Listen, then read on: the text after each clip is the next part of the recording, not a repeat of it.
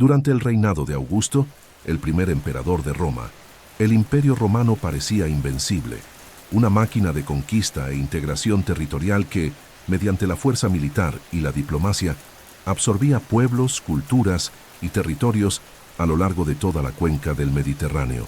La frontera septentrional, marcada por el caudaloso río Rin, surgía como el próximo e inevitable límite a ser cruzado.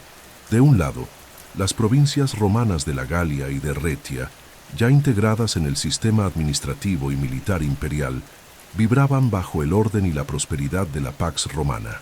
Del otro, se extendía el vasto, denso e indómito bosque germánico, hogar de tribus dispersas, orgullosamente independientes y ferozmente resistentes a la dominación extranjera.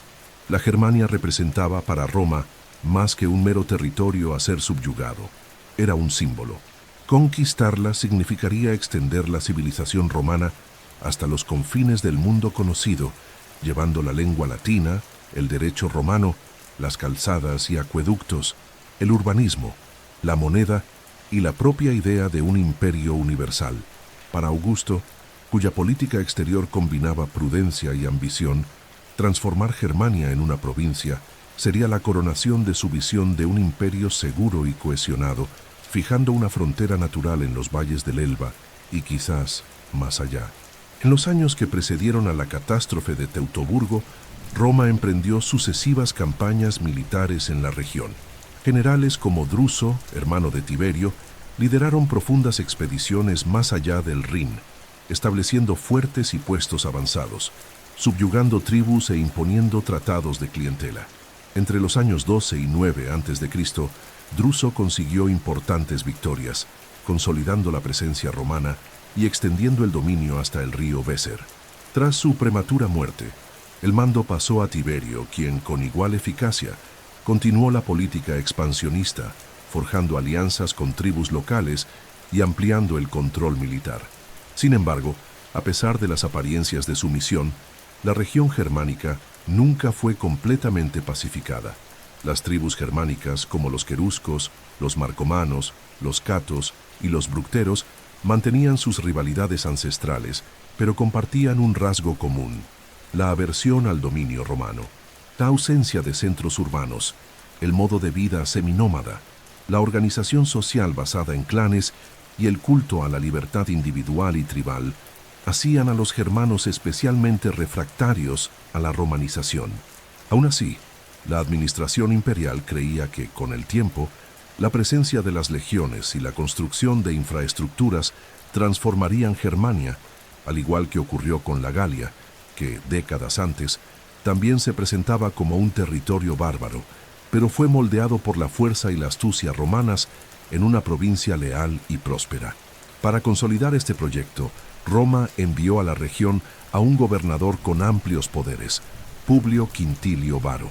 De origen senatorial, con experiencia en la administración de provincias orientales, Varo llevaba consigo la visión típicamente romana de la superioridad cultural y política del imperio. Su misión no era solamente militar, sino sobre todo civilizadora: organizar la recaudación de tributos, establecer el derecho romano, fundar ciudades y transformar Germania en una extensión natural del orden imperial. Sin embargo, el escenario que Varo encontró al asumir su posición era más complejo de lo que sugerían los informes oficiales. Aunque aparentaban lealtad, muchos jefes tribales germánicos albergaban resentimiento y desconfianza hacia la dominación romana. La imposición de impuestos y el intento de minar las estructuras tradicionales de poder exacerbaron tales tensiones, que se acumulaban silenciosamente en las entrañas de los bosques oscuros y húmedos, lejos de los ojos vigilantes de las guarniciones romanas. Mientras Roma soñaba con consolidar su frontera en el Elba, las semillas de una traición mortal germinaban en la penumbra de Germania. Entre los aparentes aliados, un hombre destacaba: Arminio, un príncipe de los queruscos, educado a la manera romana, que conocía profundamente tanto las tácticas legionarias como los puntos débiles del aparato militar y administrativo del imperio. En la aparente estabilidad de la frontera renana se ocultaba un preludio silencioso de una de las mayores tragedias militares de la historia romana. la emboscada que, en breve, sellaría el destino de 3 legiones enteras y marcaría para siempre el límite oriental de las ambiciones imperiales. Al cambio de era, el ejército romano era considerado la máquina militar más eficiente y disciplinada del mundo antiguo. Forjado en siglos de guerras expansionistas, su poder residía no solo en la fuerza bruta, sino sobre todo en su capacidad de organización, adaptación y disciplina. Las legiones estacionadas en Germania, especialmente la 17, 18 y 19, bajo el mando de Publio Quintilio Varo, representaban el ápice de esta estructura militar y eran vistas como el instrumento definitivo para asegurar la integración de la región al imperio. Sin embargo, operar más allá del Rin, en territorios distantes, hostiles y desconocidos, imponía desafíos que ni siquiera la excelencia romana podía superar con facilidad. Cada una de las legiones destacadas para Germania contaba, en promedio, con unos 5.000 hombres, ciudadanos romanos entrenados intensivamente para el combate en formación cerrada, maestros en el uso del pilum, la gladius y el scutum. Además de las legiones propiamente dichas, el ejército disponía de tropas auxiliares, formadas mayoritariamente por no ciudadanos procedentes de las provincias, especializados en funciones complementarias, caballería ligera, arqueros, honderos y exploradores. La presencia de estas unidades mixtas era fundamental para adaptar las tácticas romanas al terreno germánico, marcado por densos bosques, pantanos traicioneros y un clima impredecible. El mando de las operaciones recaía sobre Varo, un administrador competente pero sin gran experiencia militar. Su estado mayor incluía oficiales veteranos y tribunos que conocían bien las dificultades logísticas y estratégicas de la región. Las legiones construían y mantenían caminos militares, las famosas viae, que conectaban los fuertes y las guarniciones avanzadas, facilitando el desplazamiento de tropas y el aprovisionamiento. Además, se erigían fuertes, castella y campamentos fortificados, castra, meticulosamente, sirviendo como puntos de apoyo y refugio. Estas infraestructuras eran verdaderos oasis de orden y seguridad en medio de la vasta y caótica extensión de los bosques germánicos. A pesar de la aparente solidez de la presencia romana, los desafíos eran inmensos. La geografía de Germania, dominada por colinas ondulantes, espesos bosques y cursos de agua infranqueables, dificultaba la aplicación de las tácticas romanas tradicionales que privilegiaban el combate en campo abierto, en líneas compactas y bien coordinadas. El clima también conspiraba contra los invasores. Inviernos rigurosos, veranos húmedos y lluvias constantes transformaban los caminos en lodazales y corroían equipos y estructuras.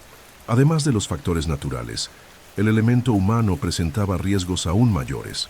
Las tribus germánicas, aunque frecuentemente desunidas, eran expertas conocedoras del terreno. Luchaban con tácticas de guerrilla, emboscadas rápidas y retiradas hacia puntos de difícil acceso. Eran maestras en la utilización del entorno como arma. Árboles derribados bloqueaban los caminos, emboscadas se montaban en pasajes estrechos, flechas y lanzas llovían sobre columnas romanas que, a pesar de su disciplina, no lograban responder con eficacia en tales circunstancias. La estrategia de Varo, sin embargo, se mantuvo fiel al modelo romano clásico: patrullaje ostentoso, demostración de fuerza, alianzas con jefes tribales y la imposición del sistema jurídico y fiscal romano. El gobernador subestimó la complejidad de las alianzas tribales germánicas e ignoró señales claras de creciente descontento. Arminio, uno de los aliados más cercanos de Roma y comandante de tropas auxiliares, era visto como un pilar de la política de pacificación y su lealtad nunca fue cuestionada por los romanos. Sin embargo, su ascendencia sobre las tribus vecinas y su comprensión íntima de la mentalidad romana lo convertían en un adversario potencialmente devastador. A medida que las legiones profundizaban su presencia en Germania, erigiendo fortificaciones, cobrando tributos e imponiendo la pax romana, las tensiones en los bosques aumentaban. Muchos jefes tribales veían la colaboración con Roma como una traición a los ancestros y a los dioses germánicos. Los relatos indican que, en las semanas previas a la tragedia, se percibían señales de inquietud, movimientos inusuales de tribus, desaparición de mensajeros, pequeños ataques a destacamentos aislados. Sin embargo, la confianza inquebrantable en la superioridad romana y la creencia en el éxito inexorable de la misión civilizadora impidieron que Varo o sus oficiales consideraran la posibilidad de una conspiración a gran escala. El aparato militar romano, a pesar de su fuerza y sofisticación, no estaba preparado para un conflicto que se desarrollaría en condiciones tan desfavorables.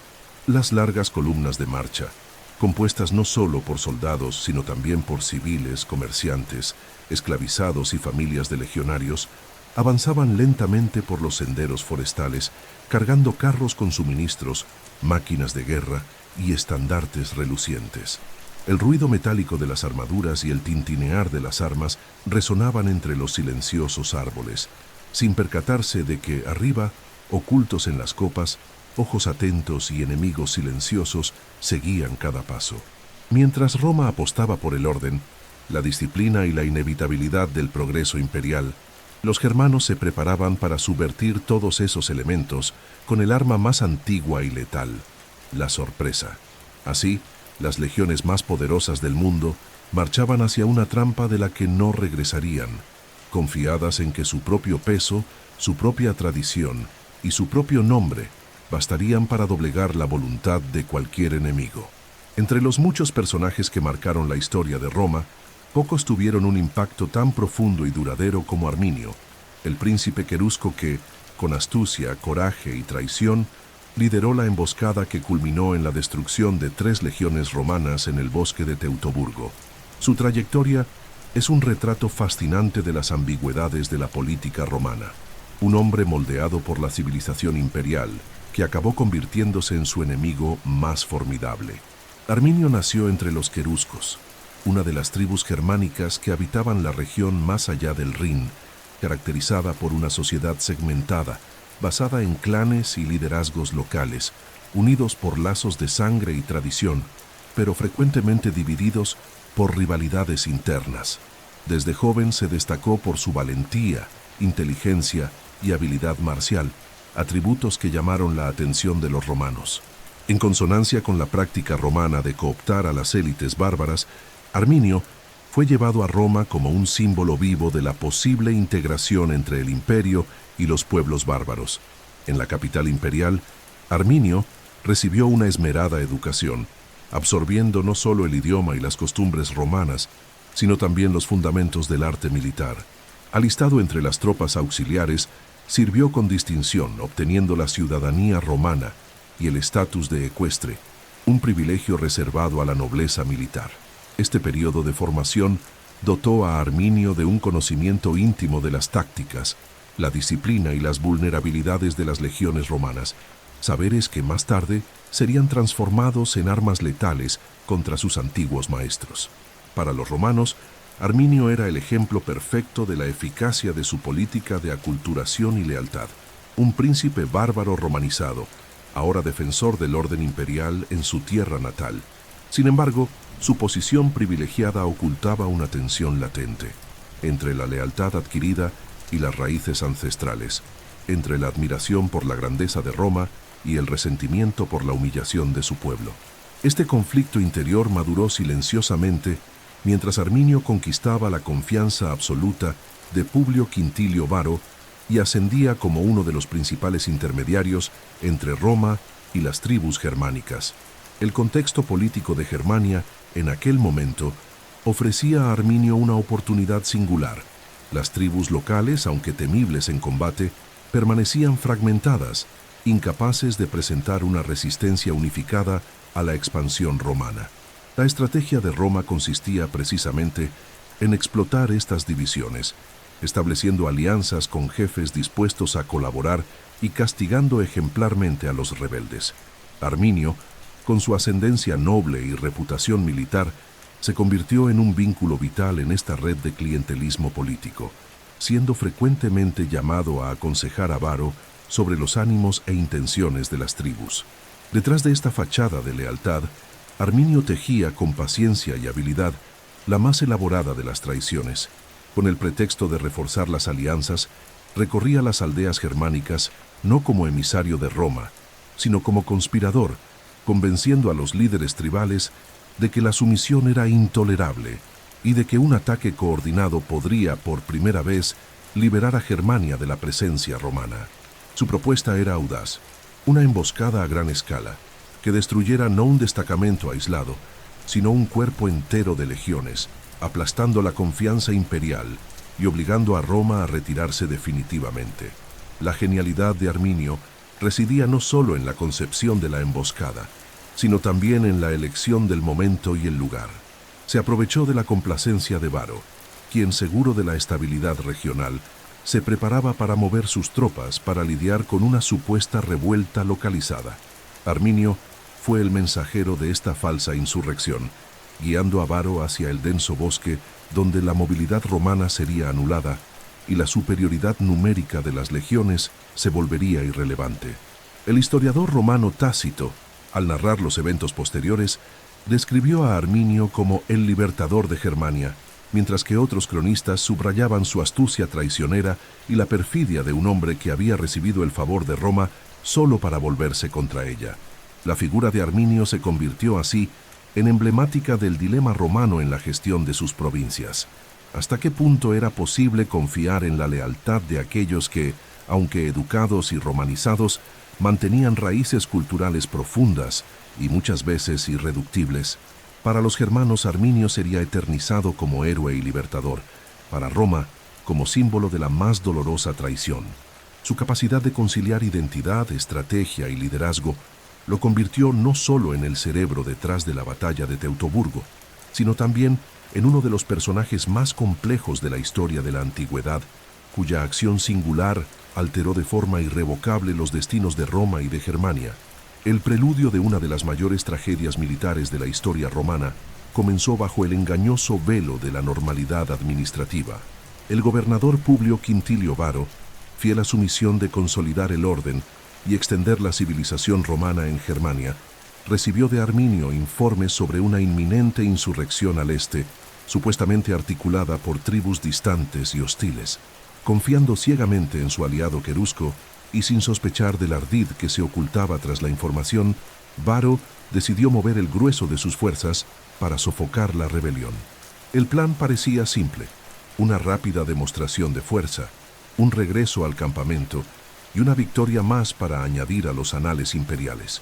Así, a finales del verano del año 9 después de Cristo, 3 legiones completas, la 17, 18 y 19 sí, acompañadas por un número significativo de tropas auxiliares, civiles, familias y cargamentos, partieron de su base avanzada hacia el interior de Germania.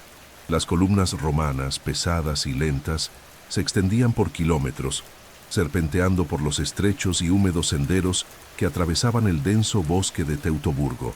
El escenario era inhóspito. Árboles monumentales bloqueaban la luz del sol, el suelo estaba empapado por las lluvias recientes y el silencio opresivo del bosque solo se rompía por el crujir de las carretas, el resoplar de los animales de carga y el eco metálico de las armaduras en movimiento. A lo largo del trayecto, el ejército se fue fragmentando, como era habitual en los desplazamientos por terrenos difíciles. Las legiones que, en campo abierto, formaban murallas humanas de escudos y lanzas, ahora avanzaban en columnas alargadas, vulnerables y con poca capacidad de reacción coordinada. La superioridad táctica romana, fundada en la disciplina, la formación cohesionada y la capacidad de maniobra, quedaba inutilizada por el entorno hostil. Además, la excesiva confianza de Varo, que no ordenó reconocimientos previos ni reforzó las vanguardias, contribuyó al debilitamiento de la posición romana. La elección del itinerario resultó fatal. El bosque de Teutoburgo, con su densa vegetación y terreno accidentado, ofrecía a los germanos un campo de batalla ideal para la guerra de guerrillas. Cada depresión del suelo, cada tronco caído, cada curva del camino era una emboscada potencial. Y de hecho, en las sombras silenciosas, miles de guerreros germánicos aguardaban ocultos y en posición bajo el mando de Arminio, quien, tras guiar a Varo hasta allí, regresó rápidamente a sus tropas, listo para desencadenar el golpe mortal. A medida que las legiones avanzaban, las condiciones climáticas se deterioraban aún más. Fuertes vientos soplaban por las copas de los árboles, haciendo que las ramas se quebraran y el sonido de la naturaleza se confundiera con el presagio de la violencia inminente. La lluvia, incesante, transformaba los senderos en lodazales, atascando las carretas y retrasando aún más la marcha. Los soldados, exhaustos, empapados y desmoralizados por la lentitud y la incomodidad, continuaban avanzando en medio de un entorno que parecía conspirar contra cada paso. A pesar de estas señales, Varo y sus comandantes no detectaron la trampa que se cerraba a su alrededor. La confianza en la lealtad de Arminio y en la supremacía de las legiones los cegaba ante las evidencias. Pequeñas señales de inquietud, desaparición de guías, movimientos inusuales de tribus supuestamente pacificadas, rumores entre los auxiliares, fueron desestimadas o interpretadas como insignificantes. La marcha prosiguió, lenta e inexorable, adentrándose cada vez más en el bosque que, silencioso e indiferente, los envolvía en su abrazo letal. En la víspera del ataque, la configuración de las tropas romanas era la peor posible.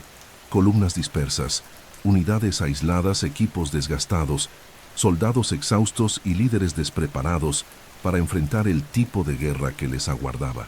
Arminio, por su parte, había articulado cuidadosamente la posición de sus fuerzas, distribuidas en múltiples puntos a lo largo de la ruta, listas para atacar simultáneamente y así impedir cualquier posibilidad de reorganización o retirada. Este momento, la marcha hacia Teutoburgo, representa en la historia militar romana un ejemplo clásico de cómo el exceso de confianza, la subestimación del enemigo y el desprecio por las características del terreno pueden transformar una campaña aparentemente rutinaria en un desastre irreparable. Roma, que hasta entonces creía que su presencia en Germania era solo cuestión de tiempo y persistencia, estaba a punto de aprender, de manera brutal y sangrienta, los límites de su poder. Así, envueltas por la fría niebla del bosque y el olor húmedo de musgos y hojas muertas, las legiones de Varo continuaron su camino. No sabían que, a pocos pasos adelante, les aguardaban la muerte, la deshonra y la eternidad, pues, aunque sus cuerpos se perdieran en el lodo de Teutoburgo, su derrota quedaría inscrita para siempre en los anales de Roma como uno de los episodios más dolorosos y reveladores de su larga historia. Cuando el primer ataque estalló desde la densa arboleda, envuelto en los aullidos de los guerreros germánicos y en el estrépito de lanzas y flechas lanzadas, la columna romana, extensa y desarticulada, apenas tuvo tiempo de comprender que había entrado en una trampa mortal. El plan de Arminio se revelaba en toda su perfección estratégica: utilizar el terreno y el clima para anular la fuerza tradicional de las legiones romanas, separarlas, debilitarlas y finalmente aniquilarlas mediante sucesivos golpes de violencia desmedida. El primer día estuvo marcado por el caos absoluto. Bajo una lluvia fría e incesante, los germanos surgieron de todas partes, descendiendo de los barrancos, emergiendo de fosas y claros ocultos, atacando con lanzas cortas, espadas anchas y hachas pesadas. Los legionarios, sobrecargados por las armaduras empapadas y el peso de los escudos, intentaron desesperadamente formar cohortes defensivas, pero el terreno irregular y la falta de espacio impedían la cohesión. Cada destacamento luchaba de forma aislada, mientras los gritos de mando se perdían en la confusión de los árboles y en la cacofonía de la guerra que llenaba el aire. Los oficiales romanos, conscientes de la necesidad de resistir y reorganizar las tropas, ordenaron retiradas tácticas hacia zonas más abiertas, pero tales zonas no existían. El bosque de Teutoburgo, con su sucesión de pantanos, barrancos y raíces traicioneras, convertía cualquier maniobra en una tarea casi imposible. Muchos soldados se hundieron en el lodo, otros cayeron bajo árboles previamente talados por los germanos para bloquear el avance y dividir las columnas. Las carretas de suministros, atascadas, se convirtieron en obstáculos infranqueables o fueron incendiadas, lanzando espesas columnas de humo sobre el escenario ya de por sí turbio. A medida que avanzaba el día y la noche caía sobre el bosque, los sobrevivientes buscaron refugio improvisado. erigiendo empalizadas de escudos y fortificaciones rudimentarias con troncos y ramas. Sin embargo, ni siquiera la noche trajo alivio. Los germanos mantuvieron el cerco, hostigando a los romanos con ataques intermitentes, gritos intimidatorios y lanzamientos de proyectiles. El frío, el hambre y el agotamiento comenzaron a corroer no solo los cuerpos, sino también el espíritu de los legionarios. En el segundo día, la situación se deterioró aún más. Intentando romper el cerco, Varo comandó una marcha desesperada hacia el oeste, con la esperanza de alcanzar alguno de los fuertes romanos, o al menos encontrar un terreno más favorable. Pero la senda que seguían había sido preparada previamente por Arminio. Árboles derribados bloqueaban el camino y estrechos pasajes entre los barrancos canalizaban a los romanos hacia zonas de matanza, donde guerreros germánicos los esperaban emboscados, listos para atacar con precisión letal. La masacre prosiguió de forma sistemática. El peso de las armaduras romanas, diseñadas para combates regimentados, se convertía en una carga insoportable en el lodo profundo.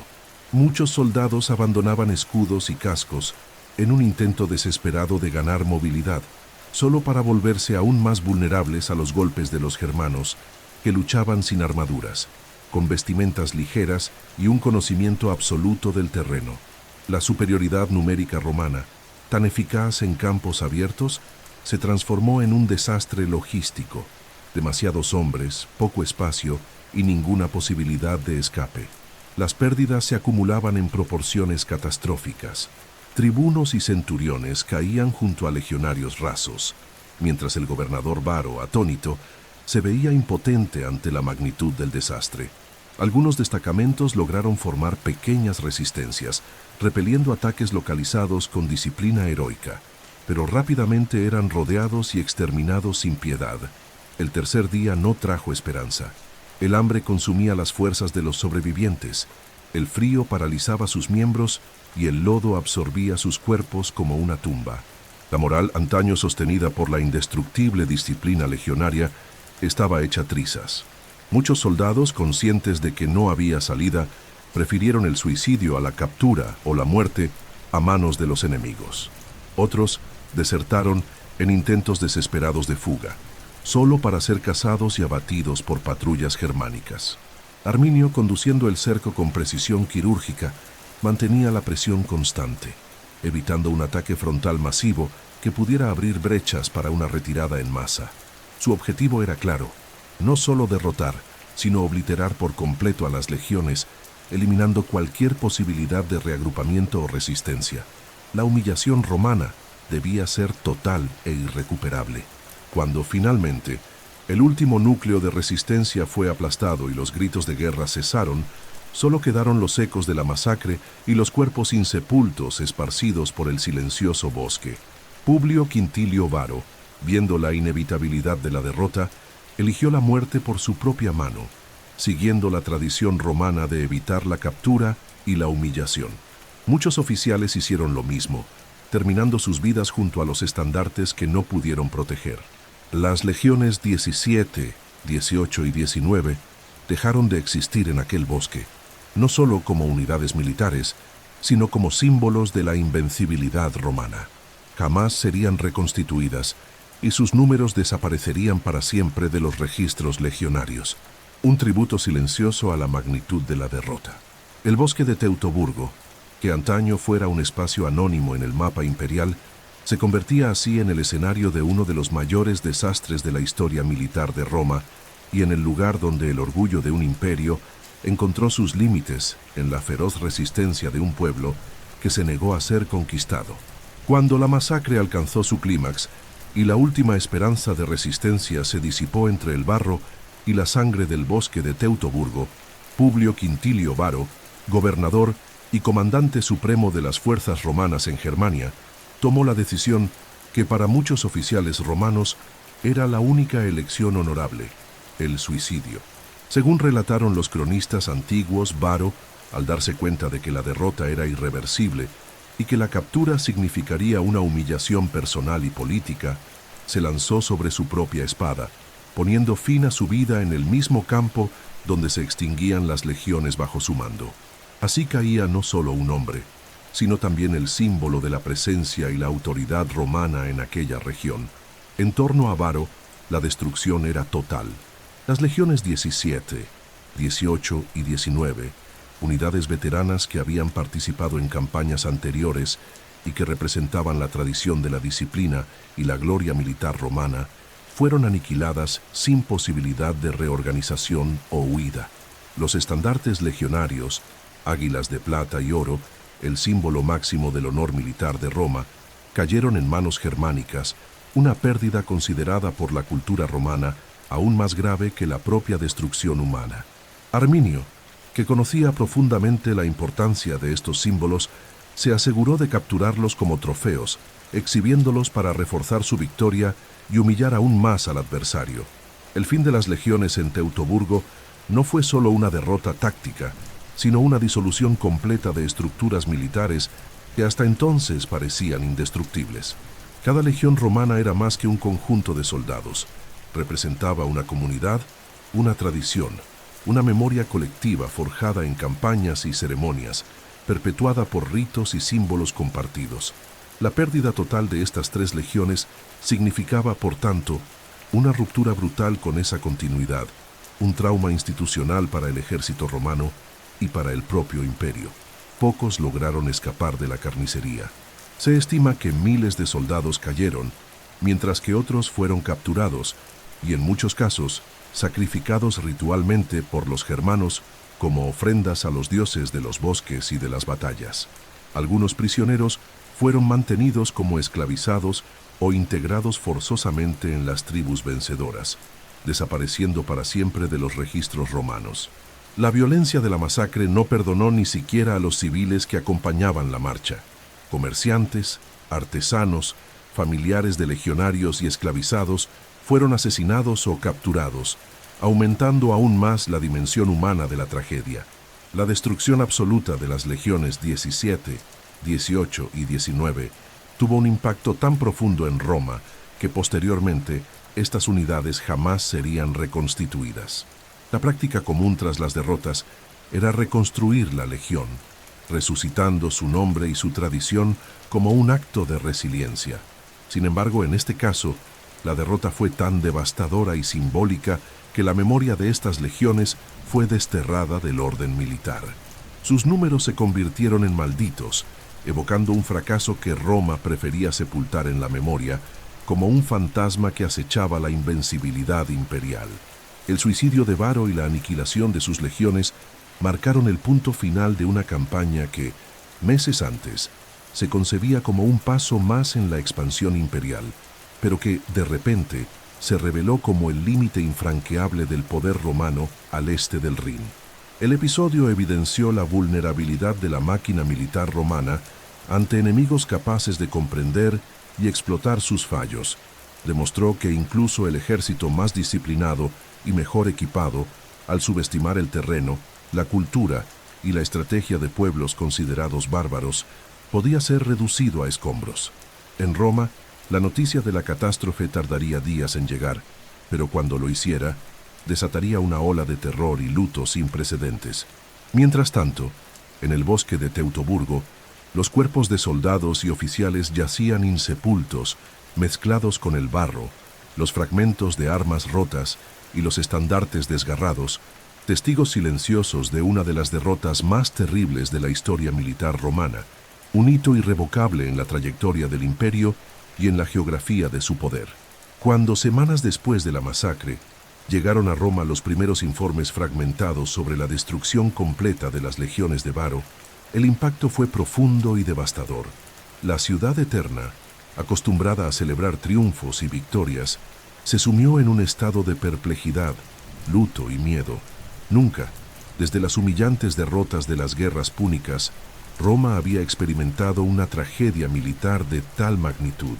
La pérdida de 3 legiones enteras, los estandartes capturados, la muerte del gobernador y de sus oficiales, y la amenaza palpable de una ofensiva germánica más allá del Rin, generaron una conmoción que atravesó todas las capas de la sociedad romana, desde el Senado hasta el pueblo, de los soldados veteranos a los comerciantes.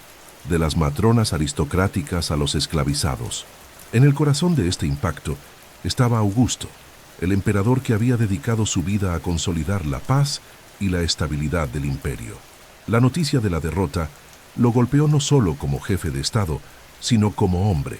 Según Suetonio, al recibir la confirmación oficial de la catástrofe, Augusto cayó en una profunda depresión, negándose a cortarse el cabello o a afeitarse durante meses, y se le oyó gritar repetidamente, en desesperación: «Quintilio Varo, devuélveme mis legiones». Esta frase, inmortalizada por los historiadores, se convirtió en el símbolo del lamento imperial ante una pérdida irreparable y una humillación pública sin precedentes. La reacción del Senado fue inmediata y pragmática. Se decretaron días de luto público, se suspendieron celebraciones y se reforzaron las defensas a lo largo de la frontera del Rin. El espectro de una invasión germánica aterrorizaba a los políticos y militares, que temían que el éxito de Arminio inspirara nuevas rebeliones e incursiones bárbaras no solo en Germania, sino en toda la línea fronteriza norte del imperio. Militarmente, Augusto ordenó la movilización urgente de tropas adicionales, destacando refuerzos de las legiones estacionadas en la Galia, Panonia y otras provincias cercanas. Tiberio, el hijo adoptivo y heredero político de Augusto, fue encargado de la misión de estabilizar la frontera e impedir cualquier avance germánico hacia las provincias romanas. Este esfuerzo incluyó la reconstrucción de fuertes destruidos, la fortificación de nuevas posiciones y la intensificación de las patrullas a lo largo del Rin. Pero la derrota en Teutoburgo no fue solo un revés militar. Fue un golpe simbólico que sacudió profundamente la confianza de Roma en su propia invencibilidad.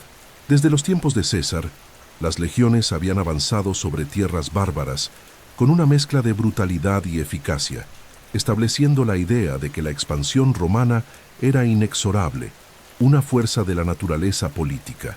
La aniquilación completa de 3 legiones por la astucia de un líder bárbaro demostró, de manera brutal, que el poder de Roma tenía límites y que esos límites podían ser explotados por quienes comprendieran sus vulnerabilidades. Además, la catástrofe impactó directamente en la política exterior romana. A partir de entonces, la idea de transformar Germania en una provincia plenamente integrada fue, en gran parte, abandonada. El imperio, antes impulsado por una política expansionista agresiva, comenzó a adoptar una postura más defensiva y cautelosa en relación con los territorios al este del Rin. La derrota en Teutoburgo representó, en ese sentido, un punto de inflexión en la estrategia imperial, de un imperio que avanzaba sin cesar a un imperio que comenzaba a consolidar y proteger sus fronteras, erigiendo líneas fortificadas que delimitarían los confines del mundo romano durante los siglos siguientes. En el plano psicológico, la derrota alimentó un miedo duradero hacia los pueblos germánicos. La imagen del bárbaro indomable, resistente a la civilización romana, adquirió contornos aún más sombríos. Arminio, que antes era visto como un aliado leal, se transformó en el paradigma del traidor bárbaro, peligroso precisamente porque conocía íntimamente los métodos y la mentalidad romanos. El terror generado por la tragedia de Teutoburgo también resonó en las artes y la literatura de la época. Poetas y cronistas reflexionaron sobre la fragilidad de la fortuna humana y la imprevisibilidad del poder. La visión de que incluso Roma, señora del mundo, podía ser vencida, se reveló como una lección amarga, pero esencial para comprender los límites del propio imperio. En la intimidad del Palacio Palatino, Augusto envejecía marcado por la sombra de esa derrota, consciente de que el sueño de expandir el imperio más allá del Rin estaba deshecho y que, a partir de Teutoburgo, Roma no podría avanzar sin antes enfrentar los fantasmas que quedaron en el bosque germánico. Así, entre el lamento del emperador y el pánico de los ciudadanos, se forjaba una nueva era, aquella en la que Roma pasaría a mirar hacia adentro, consolidando lo que había conquistado, pero llevando para siempre la cicatriz dejada por los árboles silenciosos y los senderos ensangrentados de Teutoburgo. La victoria de Arminio en el bosque de Teutoburgo representó para las tribus germánicas, más que un triunfo militar, Fue la consagración de un ideal de libertad, la ruptura definitiva de las cadenas que Roma intentaba imponer sobre Germania. Por primera vez, un ejército bárbaro no solo había repelido, sino destruido completamente a 3 legiones romanas, quebrando el mito de la invencibilidad que, durante siglos, había sustentado la expansión imperial. Con la masacre de las legiones de Varo, Germania dejó de ser una provincia en potencia para convertirse en un territorio libre, donde la presencia romana jamás volvería a establecerse plenamente. Arminio, el estratega detrás de la emboscada, emergió como el héroe máximo de la resistencia germánica.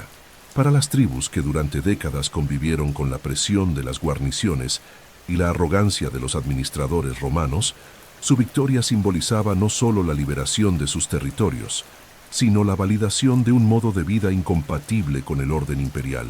El bosque, las armas forjadas artesanalmente, los dioses ancestrales y los lazos tribales habían prevalecido sobre las calzadas, las legiones uniformadas, el derecho romano y los imperativos de la romanización.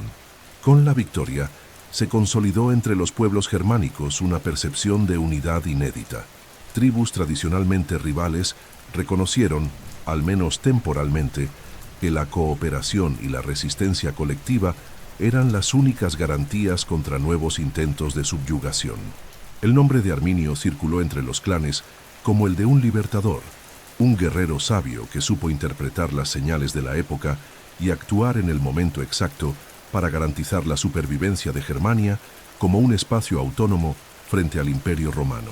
Para Roma, la derrota en Teutoburgo no fue solo una pérdida militar, sino una redefinición estratégica. La línea del Rin, que antes se veía como un punto de partida para futuras campañas hacia el Elba y el interior germánico, pasó a ser concebida como una barrera defensiva, una frontera a consolidar y proteger. El proyecto de Augusto de romanizar Germania, transformándola en una provincia más del imperio, fue abandonado. En su lugar surgió una nueva política imperial, marcada por la contención, la fortificación de los límites y la aceptación tácita de que no todas las regiones podían o debían ser integradas. Este redireccionamiento político-militar se tradujo en los años siguientes en la construcción y refuerzo del Limes Germanicus, un complejo sistema de fuertes, torres de vigilancia, fosos y barreras naturales que marcaban la separación física y simbólica entre el mundo romano y el mundo germánico. Esta línea, que se extendería por cientos de kilómetros, no era solo un dispositivo militar, sino también un hito de la renuncia romana al expansionismo ilimitado y del reconocimiento implícito del poder de las culturas que resistían a la asimilación. Mientras Germania celebraba su libertad, las implicaciones para el imperio eran profundas. La derrota obligó a Roma a repensar sus estrategias de integración cultural y a admitir que el modelo de conquista y aculturación, tan exitoso en la Galia y en Hispania, encontraba en Germania un obstáculo insalvable. La resistencia germánica no era solo militar, sino civilizacional, un rechazo categórico a la urbanización, al derecho imperial, a la centralización política y a la disolución de las identidades tribales. Arminio, consciente del alcance de su victoria, intentó aprovechar el momento para fortalecer aún más la cohesión entre las tribus. Convocó asambleas, propuso alianzas duraderas y buscó institucionalizar un frente común contra cualquier futura ofensiva romana. Sin embargo, la propia naturaleza descentralizada de la sociedad germánica dificultaba la consolidación de una unidad estable. Viejas rivalidades, disputas territoriales y cuestiones dinásticas pronto resurgirían, demostrando que, aunque la victoria en Teutoburgo había detenido la expansión romana, Germania no se transformaría en una federación unificada bajo el liderazgo de Arminio o de cualquier otro. Aún así, el significado de la victoria fue inmenso. Por primera vez, Roma encontró un pueblo que, en lugar de ser absorbido, impuso límites claros al avance imperial. El bosque de Teutoburgo se convirtió así no solo en un cementerio de legiones, sino en un hito geopolítico, un espacio de memoria y resistencia que redefinió los contornos del poder en Europa. A largo plazo, esta victoria germánica contribuyó a moldear la propia configuración del continente. La separación entre el mundo romano-latino y el mundo germánico sería uno de los rasgos fundamentales de la historia europea posterior, influyendo en la formación de reinos medievales, en las migraciones bárbaras y siglos más tarde, en los mitos e ideologías nacionales que harían de Arminio, conocido en la tradición alemana como Hermann, un ícono de la libertad frente a la dominación extranjera. Mientras tanto, Roma, herida pero resiliente, se volvía hacia la consolidación de sus dominios, consciente de que Germania, libre e indómita, permanecería más allá del alcance de sus legiones, como un recordatorio permanente de que ni siquiera el mayor de los imperios puede extenderse indefinidamente sin encontrar una resistencia a la altura de su ambición. La derrota en Teutoburgo, aunque devastadora, no marcó el fin de la presencia militar romana en Germania. El dolor y la humillación infligidos por la destrucción de las legiones y la captura de los estandartes lanzaron sobre el imperio no solo el luto, sino también un ardiente deseo de venganza. Roma jamás aceptaba pasivamente una afrenta de tal magnitud. La respuesta vendría bajo el mando de Germánico Julio César, sobrino de Tiberio, un general carismático, admirado por sus tropas y heredero de una tradición militar que lo vinculaba directamente con la dinastía Julio-Claudia. Designado para restaurar el honor romano y reprimir cualquier nueva amenaza germánica, Germánico emprendió, entre los años 14 y 16 después de Cristo, una serie de campañas memorables en la región más allá del Rin. La misión era doble: castigar a los pueblos que habían participado en la emboscada y sobre todo recuperar los estandartes legionarios perdidos, cuya ausencia representaba una herida abierta en el orgullo del ejército romano. Con una fuerza cuidadosamente organizada, compuesta por legiones veteranas, tropas auxiliares y una poderosa caballería, Germánico cruzó el Rin, adentrándose en Germania con una mezcla de furia vengativa y estrategia militar refinada. Su avance fue meticuloso, aprovechando el conocimiento acumulado sobre el terreno hostil y empleando tácticas que buscaban evitar los errores cometidos por Varo años antes. A diferencia de su predecesor, Germánico reforzó las vanguardias, aseguró suministros adecuados y utilizó la movilidad de sus tropas para evitar emboscadas. A lo largo de sus campañas, Germánico enfrentó duras batallas contra varias tribus germánicas que, aunque inspiradas por la victoria de Arminio, no lograron repetir el mismo nivel de cohesión y eficacia militar. Entre los enfrentamientos más emblemáticos destacó la batalla de Idistaviso, librada a orillas del río Weser, donde las fuerzas romanas derrotaron a un ejército germánico bajo el mando del propio Arminio. La victoria, conseguida con gran dificultad, representó no solo un éxito táctico, sino también un golpe moral contra el héroe de la resistencia germánica. En otra operación destacada, Germánico organizó una expedición para visitar y sepultar los cuerpos de los legionarios muertos en el bosque de Teutoburgo. La escena fue descrita con tristeza por los cronistas. Soldados romanos, al reconocer osamentas y fragmentos de armaduras esparcidos por el suelo, erigieron sepulturas improvisadas, quemaron incienso y realizaron ritos fúnebres en honor a sus compañeros caídos.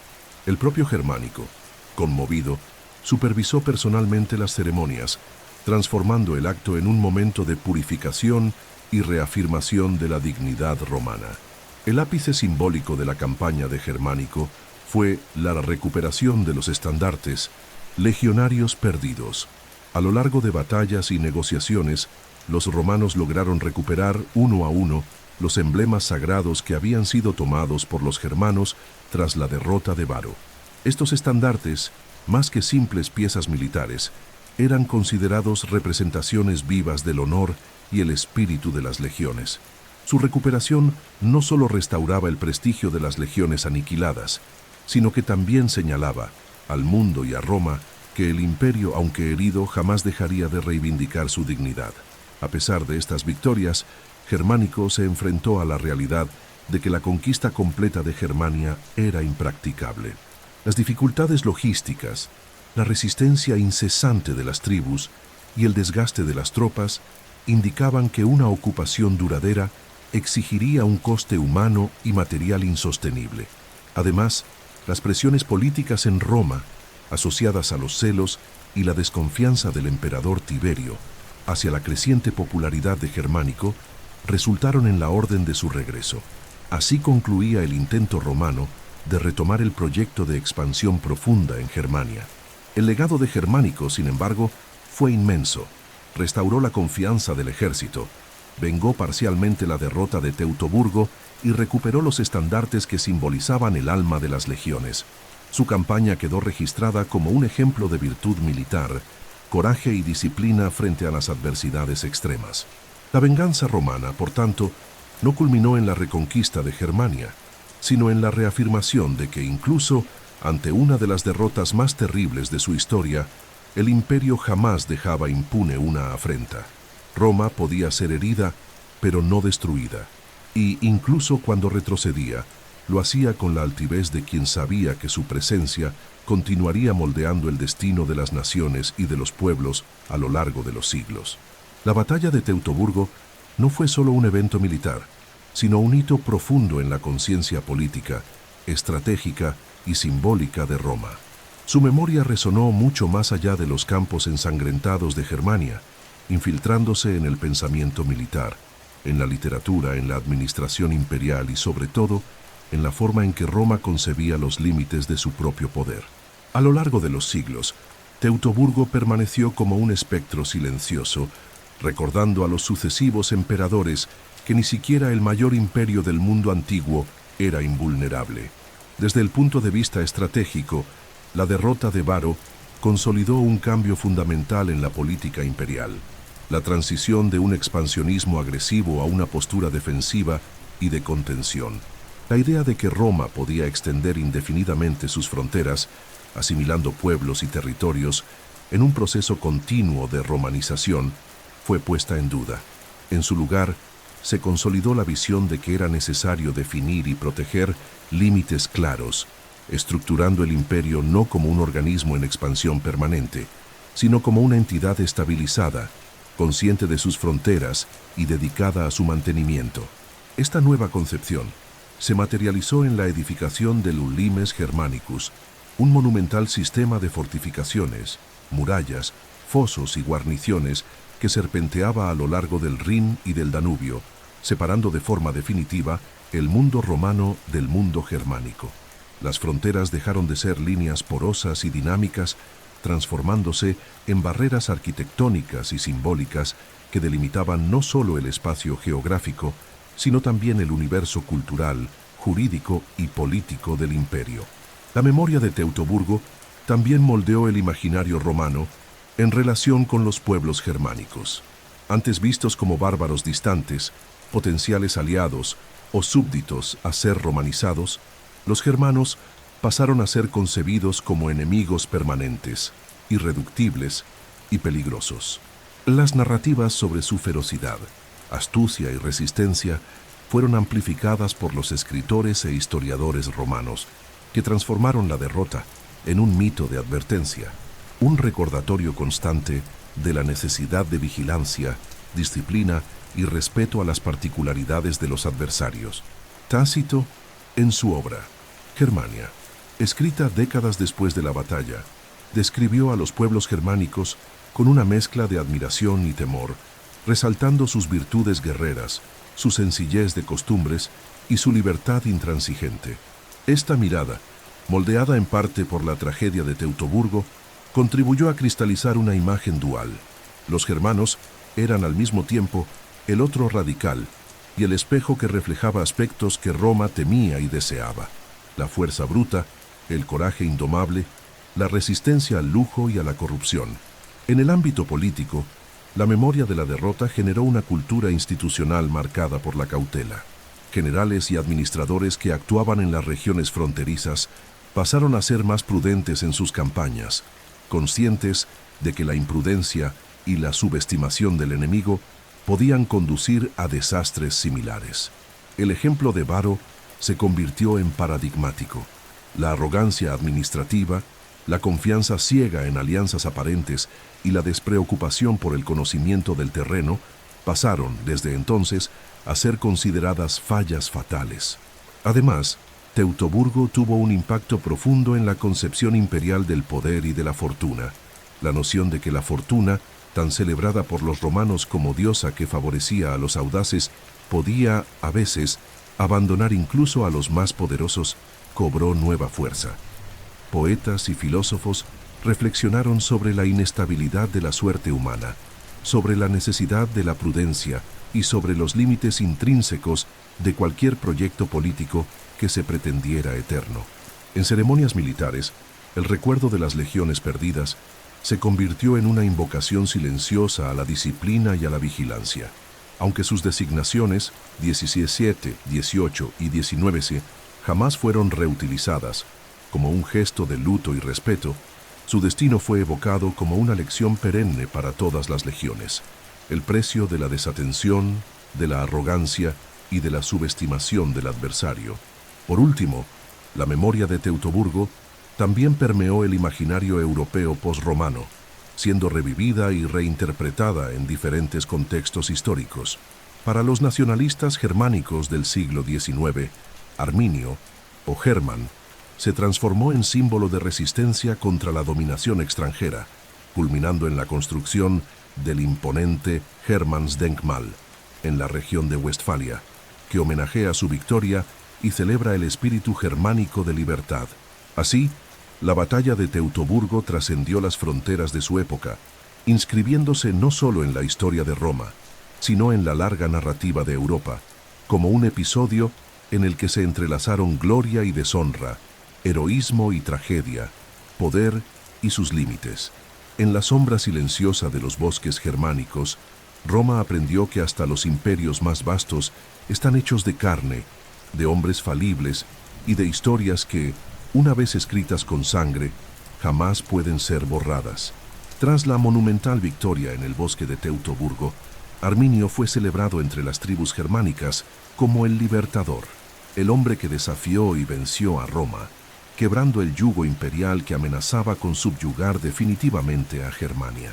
Su nombre resonó por los bosques y los ríos del norte como sinónimo de resistencia y coraje, y por un breve momento pareció posible aquello que jamás había ocurrido, la unificación de los pueblos germánicos bajo un liderazgo único, capaz no solo de repeler a los romanos, sino también de establecer un nuevo orden político entre los clanes hasta entonces divididos por rivalidades seculares.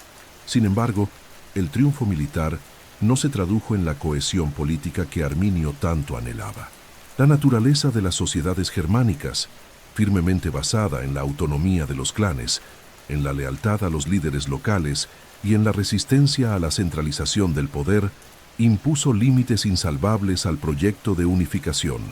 Aunque el prestigio de Arminio era inmenso, no disponía de los mecanismos institucionales ni de las estructuras administrativas que, por ejemplo, habían permitido a Roma transformar pueblos conquistados en provincias integradas a su aparato imperial. En su lugar, las alianzas que habían hecho posible la victoria sobre las legiones de Varo comenzaron a fragmentarse tan pronto como desapareció la amenaza inmediata. Algunos jefes tribales, satisfechos con la expulsión de Roma, no veían necesidad de proseguir con campañas militares o políticas más allá de sus territorios tradicionales. Otros desconfiaban de las intenciones de Arminio, temiendo que el héroe pudiera transformarse en un tirano, deseoso de someter a las tribus a su autoridad personal, reproduciendo, irónicamente, el modelo centralizador contra el cual habían luchado. Los años que siguieron a la victoria estuvieron, para Arminio, marcados por constantes conflictos internos. Mientras aún lideraba campañas defensivas y combates esporádicos contra incursiones romanas, se vio cada vez más envuelto en disputas con otros líderes germánicos, especialmente con Maroboduus, rey de los marcomanos, que había construido una poderosa confederación tribal en Bohemia. La rivalidad entre ambos impidió cualquier intento serio de articulación de un bloque germánico unificado. El enfrentamiento entre Arminio y Maroboduus culminó en una serie de batallas y maniobras políticas que, aunque no resultaron en la destrucción mutua, fragmentaron aún más el tejido político germánico. La incapacidad de superar las divisiones internas se reveló como el mayor obstáculo al sueño de Arminio de transformar su victoria militar en un legado político duradero. Además, Los propios lazos familiares y de sangre que sostenían el poder de Arminio comenzaron a desmoronarse.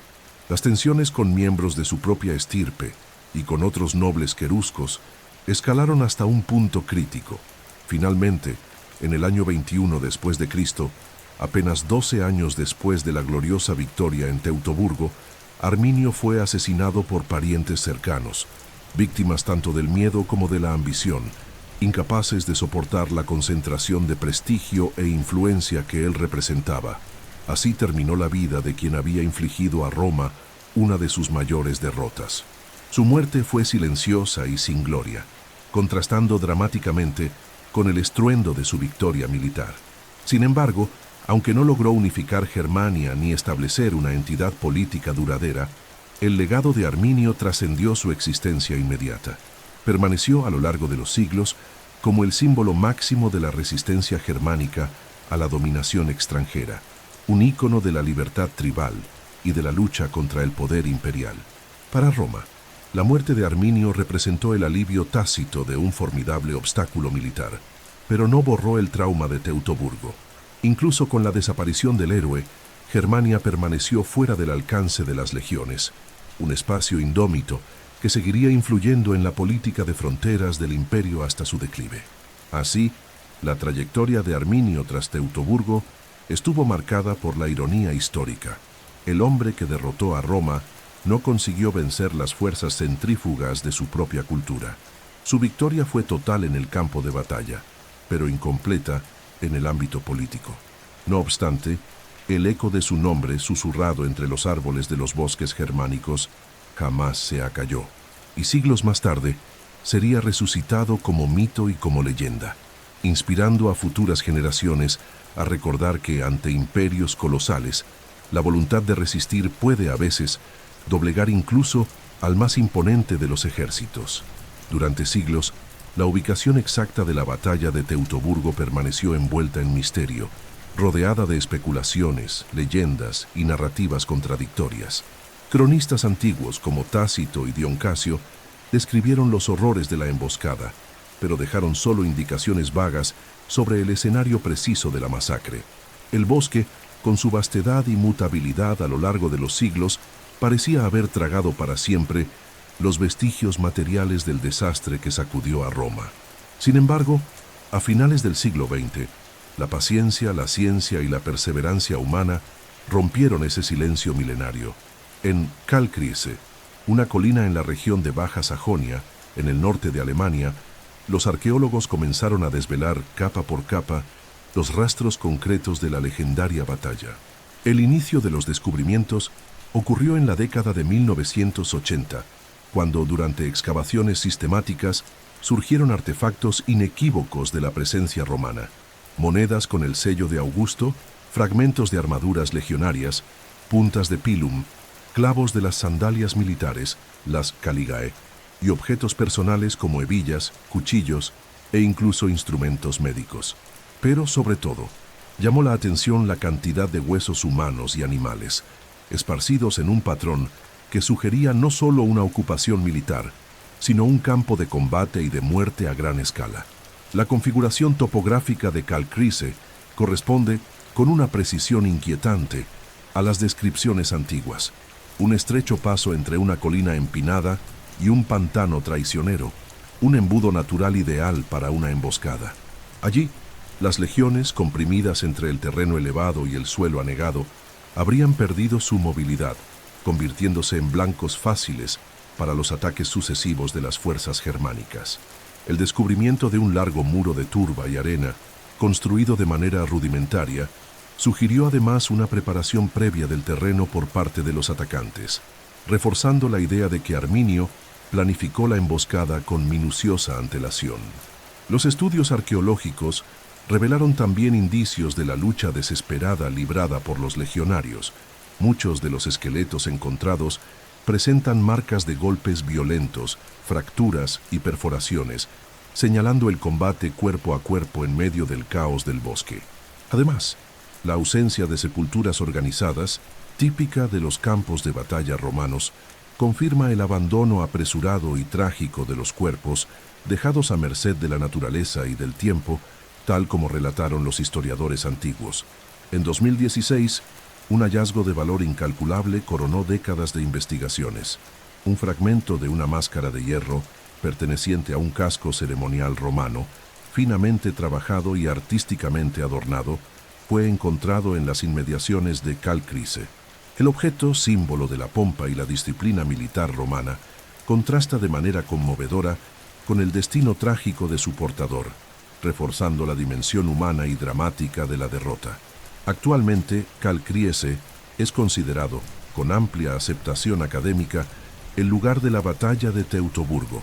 En el sitio se erigió un museo y parque arqueológico que preserva y exhibe los artefactos recuperados, ofreciendo al público una inmersión única en la historia. Senderos cuidadosamente señalizados conducen a los visitantes a través del paisaje, donde hace más de 2000 años el suelo se tiñó de sangre romana, y el curso de la historia europea sufrió una inflexión irreversible. Más que demostrar la veracidad de los relatos antiguos, la arqueología de Calcrise ofrece una perspectiva tangible sobre la dimensión humana de la batalla. Cada objeto exhumado, una moneda olvidada, una hoja partida, un hueso quebrado, es un vestigio silencioso de las vidas que allí se extinguieron, de las esperanzas que allí fueron aplastadas y de los miedos que, hasta hoy, reverberan en la memoria colectiva. La excavación de Calcrise ejemplifica también la importancia de la arqueología como ciencia de la paciencia y de la reconstrucción. Durante siglos, la batalla de Teutoburgo fue conocida solo a través de las palabras de los cronistas, sujeta a interpretaciones y mitificaciones. Ahora, la tierra misma habla, revelando aquello que ni siquiera la propaganda imperial romana consiguió sepultar, la prueba material de que en aquel bosque Roma encontró sus límites y Germania, su libertad. Así, Calcrise permanece no solo como un sitio arqueológico, sino como un memorial silencioso y eterno, donde el pasado sangra hacia el presente, recordando a todos que la historia no vive solo en los libros, sino que reposa, oculta, bajo cada palmo de tierra que nos atrevemos a excavar. A lo largo de los siglos, la batalla de Teutoburgo trascendió su significado original, dejando de ser solo un episodio militar de principios del siglo I y transformándose en un símbolo polisémico, constantemente resignificado por las generaciones que, de tanto en tanto, la redescubrían y reinterpretaban conforme a las necesidades políticas, culturales e ideológicas de su época. Sí, para Roma, Teutoburgo fue la marca de una derrota humillante. Para Germania y más tarde para la Alemania moderna, se convirtió en un estandarte de resistencia, orgullo e identidad nacional. El proceso de mitificación de la batalla alcanzó su apogeo en el siglo XIX, durante el período de unificación alemana.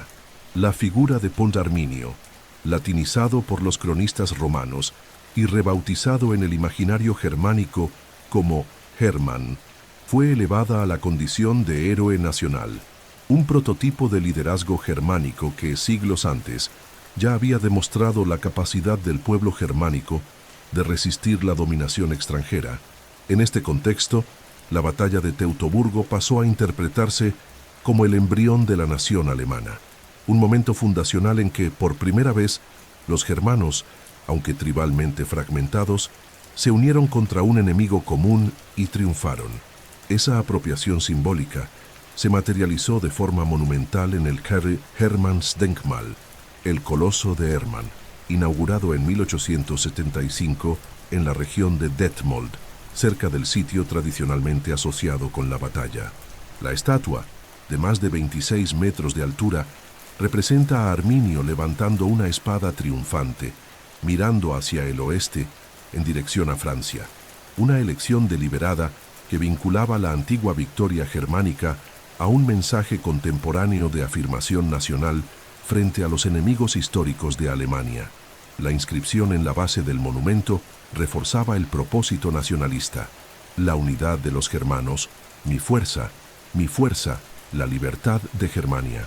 Entonces, el Hermannsdenkmal se convirtió en uno de los más importantes puntos de peregrinación patriótica en Alemania, especialmente durante el auge del nacionalismo germánico, sirviendo de escenario para ceremonias, discursos y celebraciones que exaltaban la resistencia al dominio extranjero y la superioridad cultural germánica.